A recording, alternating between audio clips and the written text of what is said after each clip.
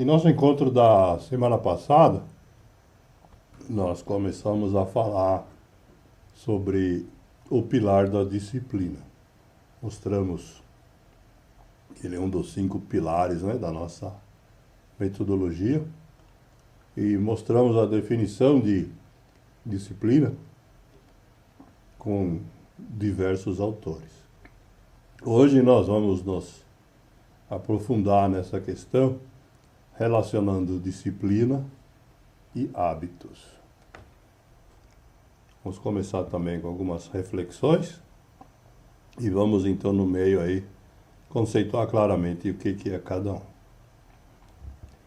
Quando a gente pensa em disciplina, a primeira coisa que a gente questiona é a questão da motivação.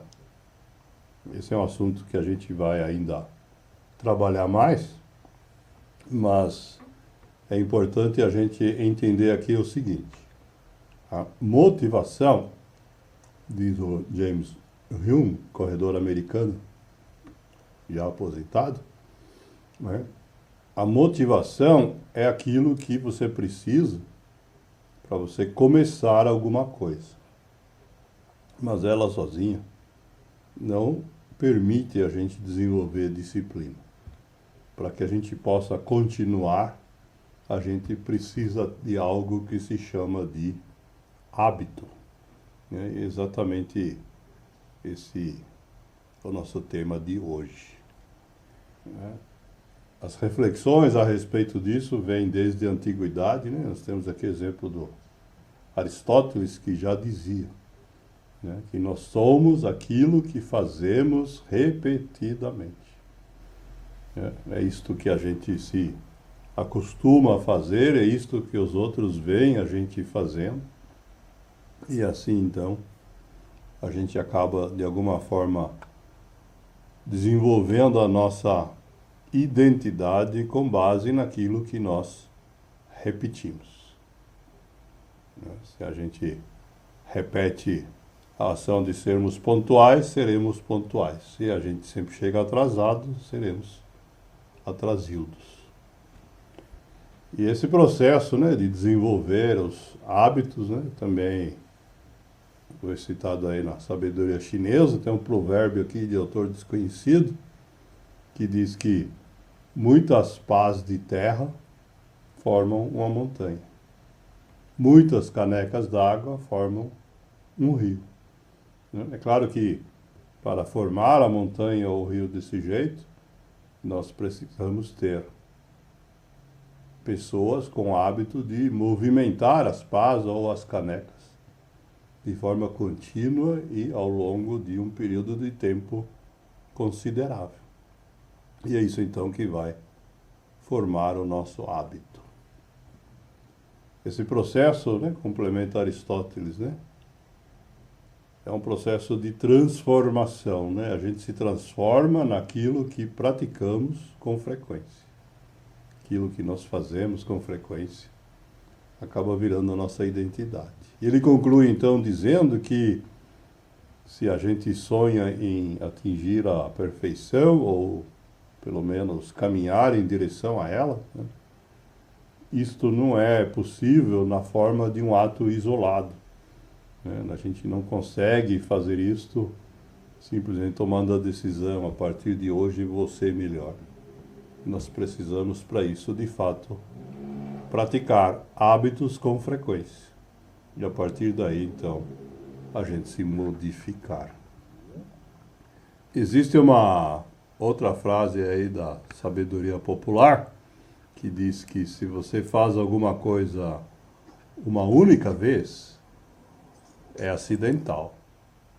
Mas se você faz a mesma coisa de novo, então foi uma escolha. Quando a gente repete o mesmo comportamento, é porque nós o escolhemos. E essa é uma questão chave nesse processo de descrição dos hábitos, né? De fato, nós temos uma escolha. Se quiser levar essa escolha mais longe, né, é só se inspirar no Henry Ford, né, que disse que devemos cortar a nossa própria lenha, ao invés de comprar a lenha pronta, né? Porque assim, essa lenha vai nos aquecer duas vezes. Nós vamos nos aquecer e transpirar cortando a lenha e depois nós vamos nos aquecer quando ela for acesa.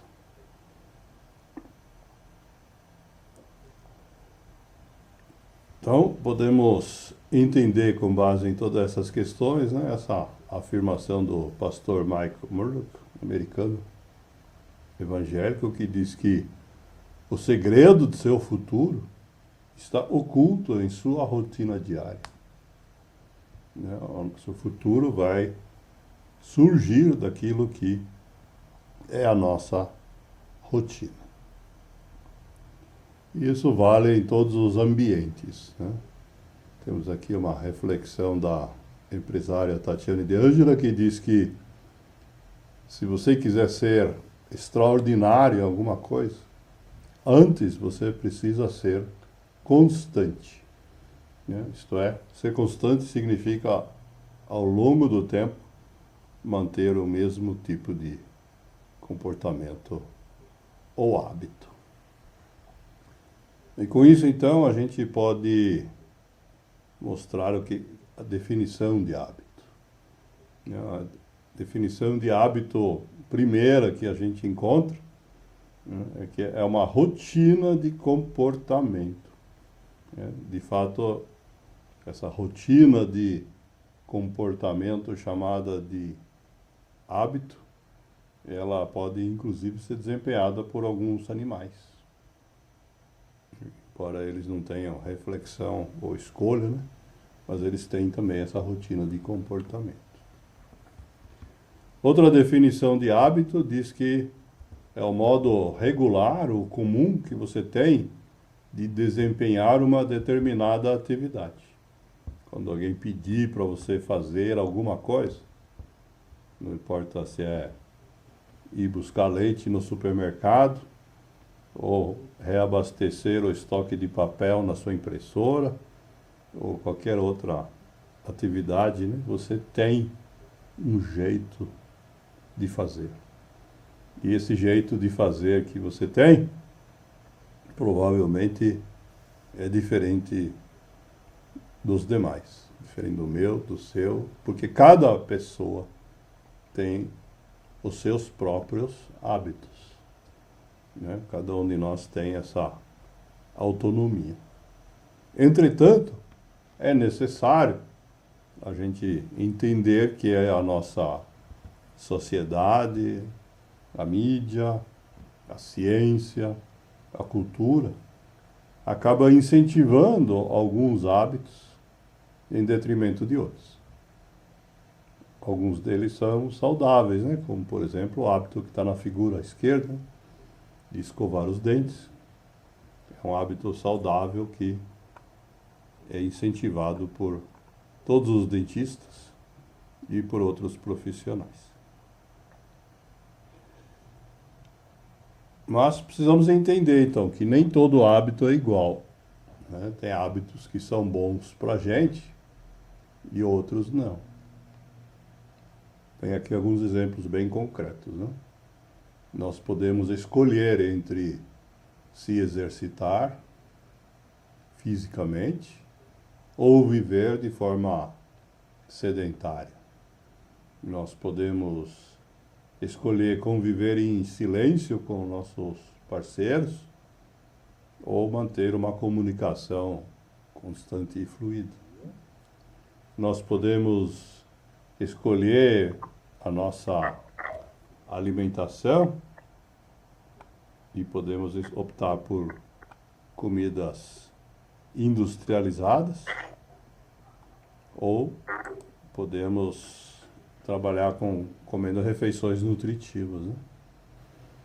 Ou no caso aqui da bebida, né? Nós podemos escolher por não beber ou nos embebedar, né? E é óbvio, né, que todos esses casos aí a gente tem também situações intermediárias, né? A vida não é branco ou preto, tem muitos tons de cinza. O importante é que nós temos escolha.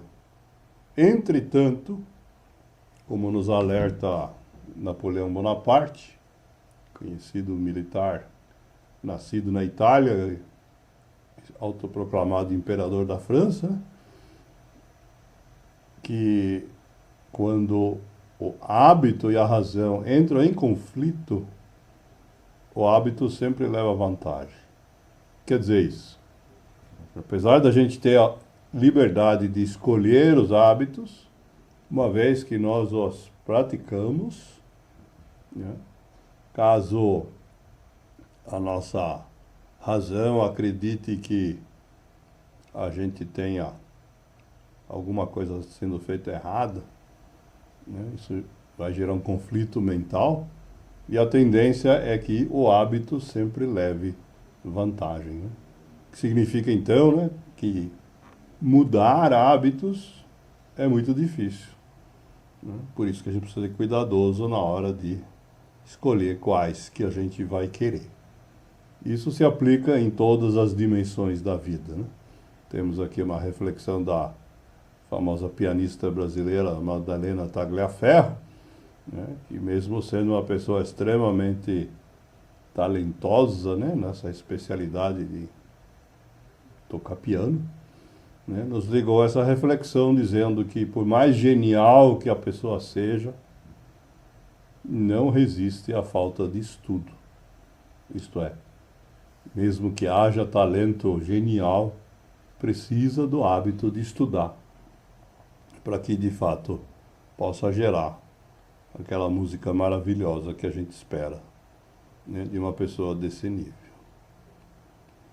A mesma coisa se aplica a todo o material, as informações que a gente maneja no dia a dia. Temos aqui uma reflexão do Bill Gates, fundador da Microsoft, né, que diz que o modo como você reúne, administra e usa a sua informação determina se você vai vencer ou não.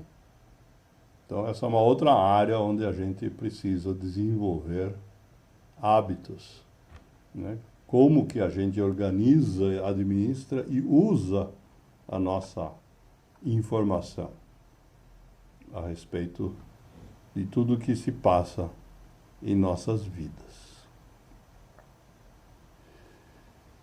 O Jim Rohn, né, autor que já citamos diversas vezes, né, então explica, né, que quando a gente consegue desenvolver essa disciplina, ela vai servir como ponte entre os objetivos, né, que são os lugares onde a gente almeja chegar, e as conquistas, que vão ser os momentos quando a gente, de fato, chegar lá, quando a gente atingir os nossos objetivos, né, a gente vai ter uma conquista. E ele complementa dizendo que aquilo que as pessoas chamam de sucesso, então, nada mais é do que esse conjunto aí de disciplinas ou hábitos, né, dentro do raciocínio que a gente está seguindo, sendo praticadas todos os dias de forma continuada.